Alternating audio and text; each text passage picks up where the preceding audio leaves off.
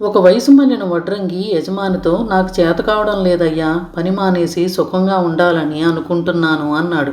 జీతం కూడా వదులుకోవడానికి సిద్ధపడ్డాడు. యజమాని ఒక మంచి పనివాడు వెళ్ళిపోతానంటే బాధపడ్డాడు.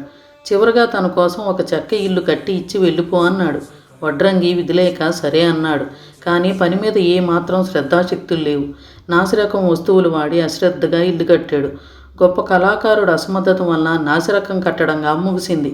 యజమాని ఆ ఇంటిని చూసి బాధపడి ఇంటి తాళం చెవి వడ్రంగి చేతికిస్తూ, ఇది నా తరపున నీకిచ్చే బహుమతి అన్నాడు. వడ్రంగి దిగ్భ్రాంతి చెందాడు.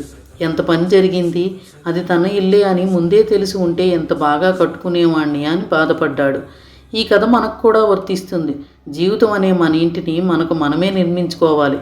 సాధారణంగా చాలామంది ఈ విషయంలో అశ్రద్ధ వహిస్తారు. అందుకే తక్కువ స్థాయి జీవితాల్లో కూరుకుపోతారు.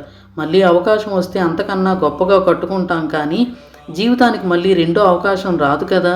ఈరోజు మీ ఇష్టాలు, మీ దృక్పథం ఎలా ఉన్నాయో అవే రేపటి మీ అద్భుతమైన ఇల్లు.